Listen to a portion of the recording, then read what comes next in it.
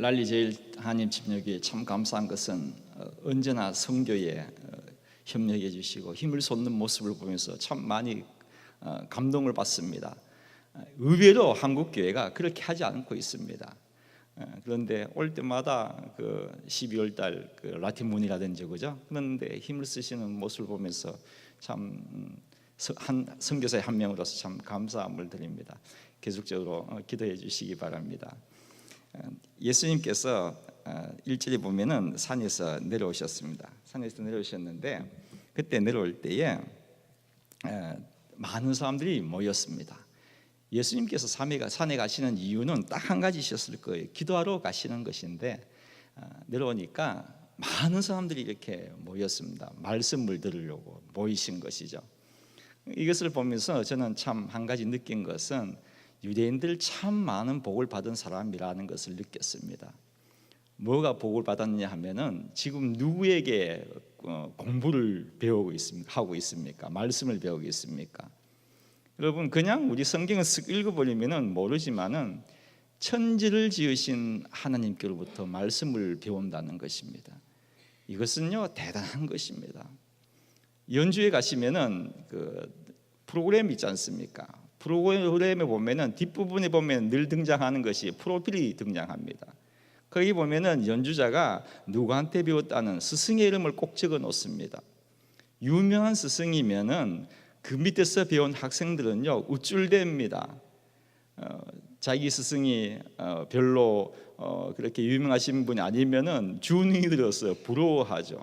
딱 마찬가지입니다. 지금 유대인들이 하나님께로부터 천지를 지으신 하나님께로부터 말씀을 배운다고 생각해 보십시오. 얼마나 감사합니까? 무엇보다도 예수님께 질문할 때에 답이 나오지 않습니까? 우리 인간들이 왜 그렇게 헤맵니까? 답이 없기 때문에 그렇습니다. 그러나 즉석에서 답이 나온다는 그거 얼마나 보통 일이겠습니까? 그래서 예수님하고 이렇게 공부를 하고 있는데 그 바리새인들과 또 뭐 서기관들, 율법학자들이 이렇게 한 명을 끌고 있는 겁니다. 그 유명한 말씀이 본문 말씀입니다. 나를 데리고 와서 5절 말씀 보면 그렇게 말하고 있습니다.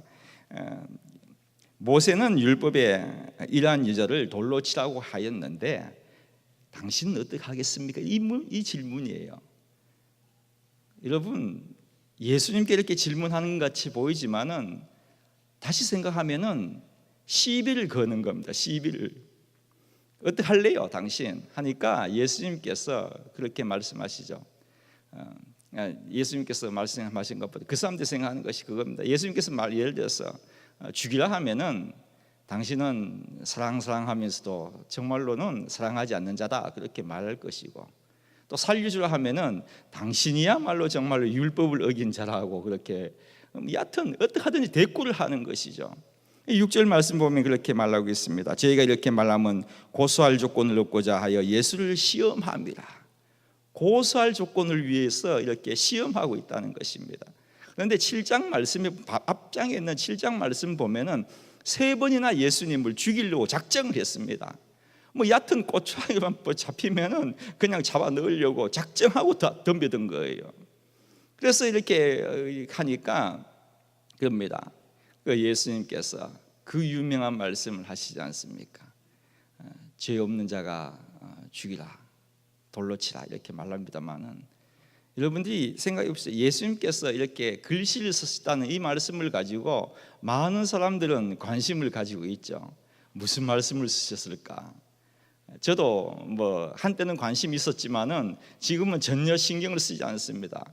왜냐하면은 예수님께서 정말 귀하신 말씀을 적으셨다면은 성경에 적지 않을 이유가 없다는 것이죠.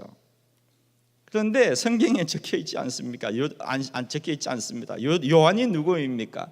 언제나 예수님과 함께 따라다녔던 제자인데 바로 옆에서 예수님께서 쓰시는 것을 자기가 안 받겠느냐는 것이죠.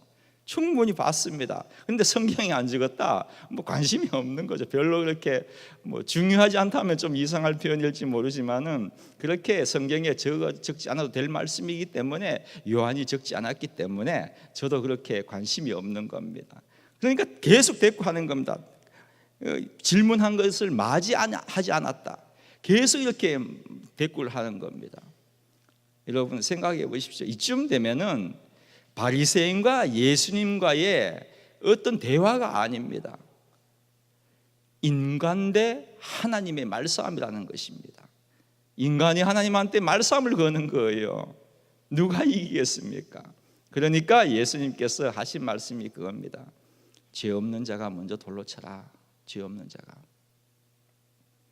여러분, 우리는 성경 말씀을 그냥 쓱 읽어버립니다. 죄 없는 자가 돌로 쳐라. 그 붙잡혀온 여인의 마음을 생각해 보신 적이 있습니까? 그 죽음의 두려움 앞에서 벌벌 떠는 그 여인을 상상이라도 해보신 적이 있으시냐고요. 얼마나 두려웠겠습니까? 자기가 이 죽음을 앞에 두고 생각해 보십시오. 이 여인이 간음하다 잡힌 여인이 죽는 것을 보았을지도 모릅니다. 그 죽을 때에 자기가 돌멩이를 던졌을지도 모릅니다. 여하튼 자기도 똑같은 그러한 상황을 당했을 때의 그 마음을 여러분들 상상이라도 해보셨느냐고요. 얼마나 두려움에 벌벌 떨고 있겠습니까? 그러나 이렇게 두려움에 벌벌 떨고 있을 때에 자기가 끌려간 곳이 어디입니까? 주님 앞이라는 그런 말씀입니다. 저는 이 말씀을 보면서 느낀 것이 한 가지 있습니다. 참으로 중요한 거 한 가지 느꼈습니다. 이 여인이 죄를 짓고 잡혀와서 끌려온 것은 사실이지만은 더 정확히 말씀드리면은요, 우리 주님께서 불러주셨다는 것입니다. 이 여인을 부른 사람이 누구냐? 예수님이 불러주셨다는 것입니다. 그것을 알 수 있는 것이 1절 말씀에 보면은 예수는 감난산으로 가시다 이렇게 적혀 있지만은 헬라어 성경에는 단어 한 가지가 더 보태져 있습니다. 예수는 그러나 감난산으로 가시다 이렇게 적혀 있습니다. 그러나라는 한 단어가 더 적혀 있다는 말씀입니다. 이 그러나가 무엇이겠습니까? 7장을 봐야 합니다. 7장에 보면은 명절입니다. 명절 때 많은 사람들이 모여가지고 무엇을 가지고 논쟁을 하느냐 하면은 예수님이 그리스도냐 아니냐 가지고 난리였습니다. 그렇게 난리를 지겨놓고서는 마지막 절 보면은요 그렇게 적혀 있습니다. 모든 사람들이 집으로 돌아갔다고 적혀 있습니다.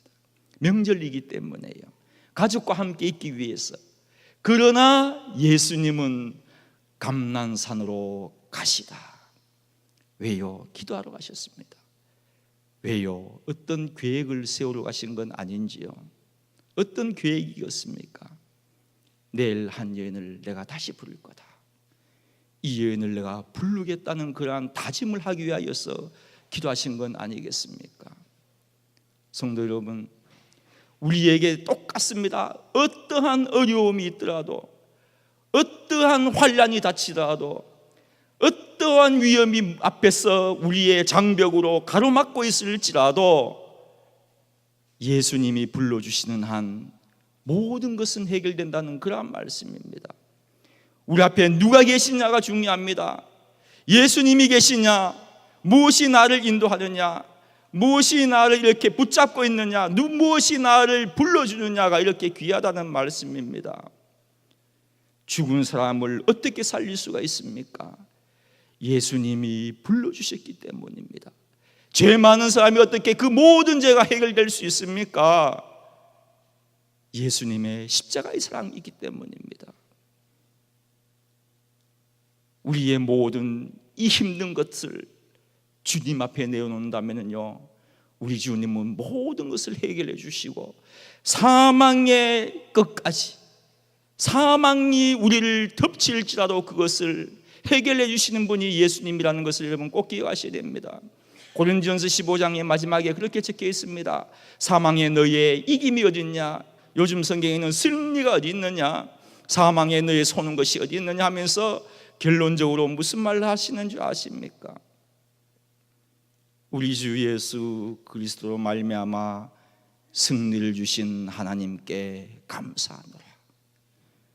우리 앞에 놓여 있는 모든 문제를 해결해 주실 수 있는 분은 예수님밖에 없다는 그러한 말씀입니다.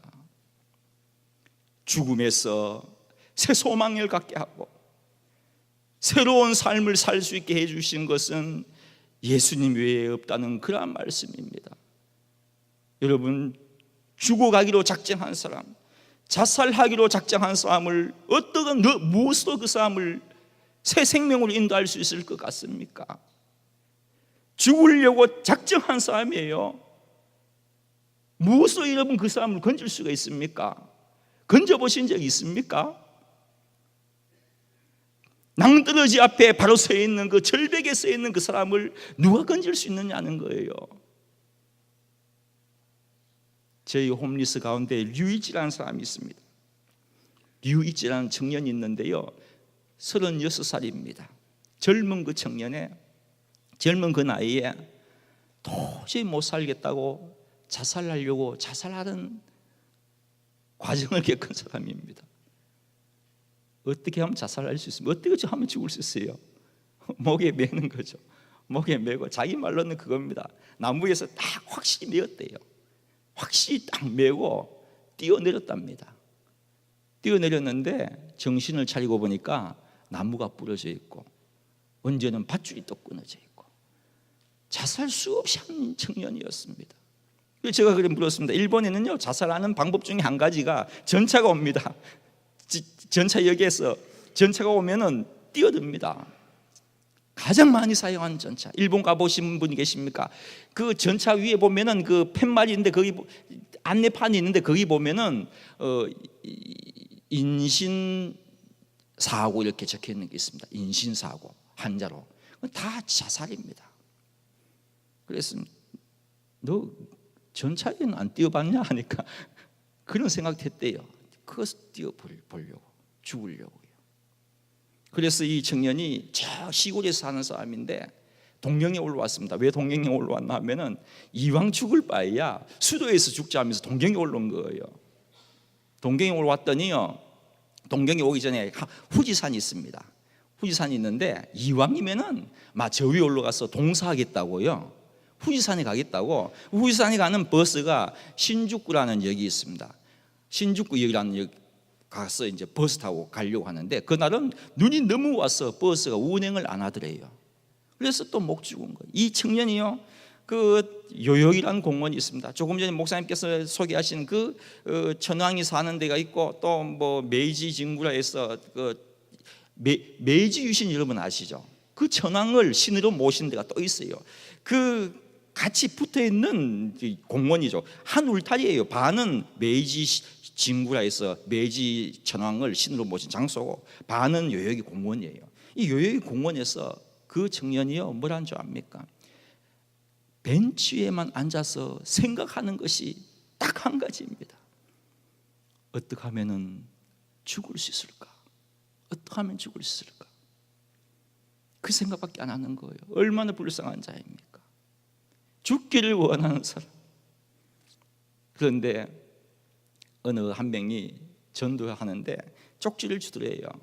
거기에 뭐라고 적혀 있냐면은 수고하고 무거운 짐자들아 다 내게로 오라. 다 내게 오라. 이 류이치라는 청년이요, 저에게 뭐라 하는 줄 압니까? 일본에는 목사도 센세이고 의사도 센세이고 뭐 선생님도 센세예요. 센세라고 하지 않습니까? 배 센세. 나의 이 두 어깨에 그 무거운 짐은 센세이는 이해 못할 것입니다. 매일 내가 죽고 싶어하는 것은 이렇게 나의 두 어깨에 꽉 짓누르는 이 무거운 짐 어떻게 내가 견딥니까? 이것 때문에 나는 자살하기로 작정했습니다 하면서요, 그 무거운 이 짐이요, 다 내게로 오라. 이 한마디를 보고 이 사람이 누구냐 이거예요. 이 무거운 짐을 해결하고 싶은데 이 사람이 누굽니까 하면서 전도를 받고 180도로 바뀌어버렸습니다. 순간적으로요. 예수 믿는 거 쉬운 게 아니더라. 제가 전도해 보니까요, 수없이 전도해도 예수 안 믿습니다. 그러나 나는 믿고 있지 않습니까? 여기에 내가 감사하는 겁니다. 복음 전하는 거는요, 남을 위해서 전한 것이지만은 내가 은혜 받는 겁니다. 전해보세요. 아무리 전해도 저 예수 믿는 거 안 믿습니다. 그러나 나는 믿고 있는 이 감사, 이 청년은요 순간적으로 180도로 바뀌고 예수 믿고 그렇게 우리 하나의 리더로 세우고 있습니다. 얼마나 열심히 사역을 하는지 모릅니다. 잠깐 제가 그 일본의 상황을 한번 보여드리겠습니다. 어디로 제가 봐야 되는 거죠? 준비 되셨죠? 예, 일본 잠깐 한번 보십시오. 다음 넘겨주시겠습니까? 인구는 1억 3천만 명입니다. 꽤 많습니다. 남한의 거의 2.5, 3배 정도 되죠. 세계에서 10위랍니다. 그 다음에 수도는 여러분 보시다시피 딱 저렇게 중앙에 있습니다. 중앙에 있고 오른쪽에 밑에 저 섬이 보이는데 큰 섬이죠, 그죠? 거기에서 이제 아까 전에 말씀드렸던 류이치 청년이 고향이 저기예요. 저기서 동경까지 올라온 겁니다. 그다음 넘겨주시겠습니까? 예, 종교를 보면은 불교가 절이 거의 한 8만 개가 있습니다. 한국은 3천 개밖에 없대요. 이 잽이 안 되는 거죠. 신도, 그러니까 신을 모시는 거 되죠, 그죠? 그런 진자라 해서 건물 그게 8만 개가 넘습니다. 이 다 합치면은요 얼마 됩니까? 16만 이상이 될 거예요. 엄청 많은 숫자죠. 기독교회가 교회가 7천 개 있습니다. 한국은 보니까 이제 8만 개 정도로 알고 있습니다. 적혀 있네. 한국은 약 8만 개 되어 있는데 일본은 7천 개. 의외로 많습니다, 그죠? 그런데 기독교인이 몇 명이고 하면은 일본에는 1% 정도 잡고 있습니다. 1%. 그 1% 속에는 캐톨릭도 들어가 있고 여호와 증인, 몰몬 다 들어가 있습니다. 이단 다 합쳐서 1%예요. 정말로 예수 믿는 사람들은 0.3에서 4% 정도 보고 있습니다. 0.3에서 4%입니다. 그래서 넘겨주십시오. 예. 그리고 제가 사역하고 있는 것은 크게 세 가지입니다. 공원 사역과 홈리스 사역과 일본교회 협력 사역입니다. 공원 사역과 홈리스들이 공원에서 잠잡니다. 그러니까 홈리스 사역과 공원 사역은 결과적으로는 같이 이렇게 병행해 가서 이렇게 사역할 때가 많이 있죠. 그래서 세 번째 보면은 우리 IMB 선교사는 우리 그 쪽에서는 목회를 못 하게 되어 있습니다. 그래서 일본 교회의 협력으로 저희들이 사역을 하고 있습니다. 넘겨주시겠습니까? 예, 공원에 저희가 요여기 공원입니다. 저기서 복음을 전하죠. 저는 처음에 일본 갔을 때요 한마디면은 예수님을 믿으십시오 이렇게 한마디 던지면은 다 믿는 줄 알았어요. 그런 열정을 가지고 갔다고요. 믿기는 뭘 믿어요. 얼마나 힘든지 모르지만은요. 그다음 넘겨주시겠습니까? 저 공원에서 이제 사역하는 모습이고요. 그 다음에 넘겨주십시오. 넘겨주시면은 홈리스 사역은 뭘 하느냐 하면은 월요일부터 토요일까지 급식을 하는 거죠. 급식을 하는데 급식하기 전에 예배를 먼저 드립니다. 그 사람들은요 먹을 것을 위하여 이제 모이는 거죠. 줄 서는 거 봐요. 저렇게 일본 사람들 줄을 잘 서지 않습니까? 저렇게 앉아서 이제 먼저 예배를 드리고 예배 드린 후에 이제 금식 먹을 것을 드리는 거죠. 다음 한번 넘겨 보시겠습니까? 일본에도 동경에도 커스코가 있습니다. 거기서 빵이라든지 이런 걸 준비해서 그분들한테 전해드리는데요. 지금 옛날에는 그 요여기 공원이라는 데서 홈리스들이 거의 한 400명, 350명에서 400명 정도 모였습니다. 적게는 200명 정도 그렇게 모였는데 월요일부터 토요일까지 하기 때문에요. 월화수목 다 매일 있는 거의 매일 있습니다. 그런데 요즘에는 경제가 너무 좋아서 거의 한 70명 정도밖에 안 보입니다. 그 사람들이 뭐라 하는 줄 압니까? 내가 이렇게 바뀌었는지를 이해를 못하겠대요. 이유를 모르겠대요. 그렇게 예수 믿으라는 말이 싫었답니다. 성경 읽어본 적이 있습니까? 물어보면 대꾸도 안 합니다. 그런 내가 왜 이렇게 변했는지 모른대요. 성경 말씀 듣는 거 좋아하는 사람 누가 있겠습니까? 그러나 우리가 그 사람들은 먹을 것을 위해서 이 공원에 와가지고 오직 한 가지 먹을 겁니다. 빵 때문에 온 거예요. 빵 때문에 왔지만은 거의 매일 말씀을 들으니까 자기들도 변하는 거예요. 하나님 역사는 이렇게 일어나더라고요. 그래서 월요일부터 토요일까지 거의 매일 있는 가운데 월요일과 토요일은 저희 IMB 선교팀에서 담당을 하고 있습니다. 4시에 예배를 드리고 토요일 날은 7시에 예배를 드립니다. 그 다음에 홈리스 사역 한 가지가 뭐냐면은 그 모이는 사람들 80명 정도 가운데서 예수 믿는 사람들이요 12%에서 15%쯤 됩니다. 홈리스들은요 예수 믿는 사람 참 많습니다. 하나님께서 가장 낮추시고요 가장 낮게 만드셔서 여러분 부족한 것도 축복이라는 거 여러분 아십니까? 부족하는 것도 축복입니다. 제가 말합니다. 당신 사장이었다면 성경 한 장 읽겠느냐고. 안 읽습니다. 안 읽죠. 왜 성경을 읽습니까? 가장 낮을 때에 먹을 것을 구하러 와서 듣기 싫은 말씀을 계속 듣다 보니까 하나님께서 변화시켜 주시는 거지 않습니까? 그 다음에 성경 공부에 나옵니다. 성경 공부 때요 제가 늘 주장합니다. 당신들 직업을 가져야 합니다. 직업 가져야 합니다. 이들로 놀아서는 안 돼요. 직업 가지고 직장에서 복음을 전해야 됩니다. 이것이 하나의 흐름입니다.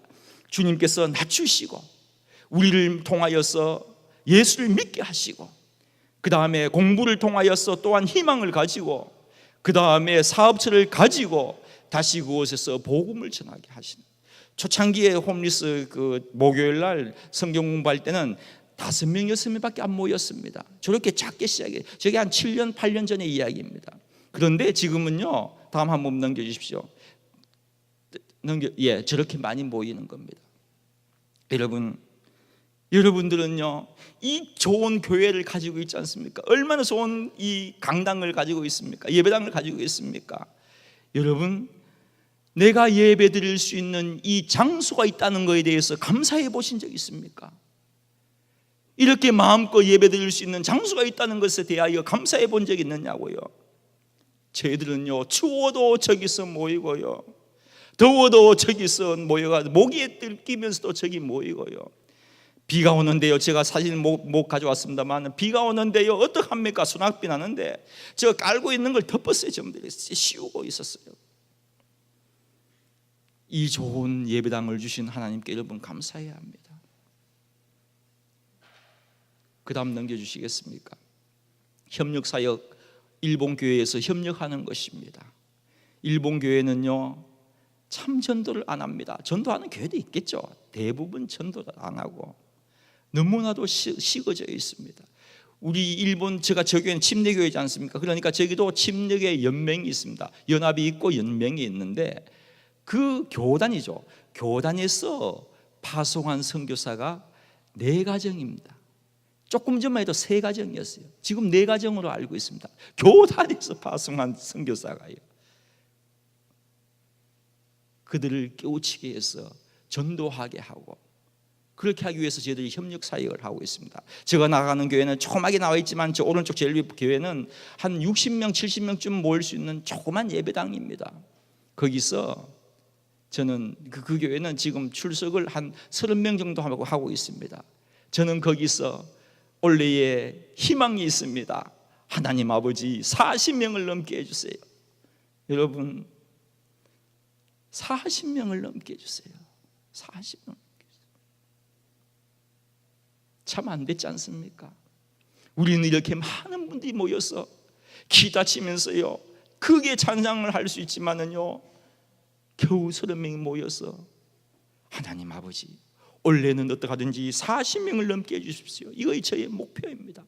그것을 위하여서 기도해 주시기 바랍니다. 말씀으로 돌아갑니다. 여러분들이 예수님께서 말씀하셨습니다.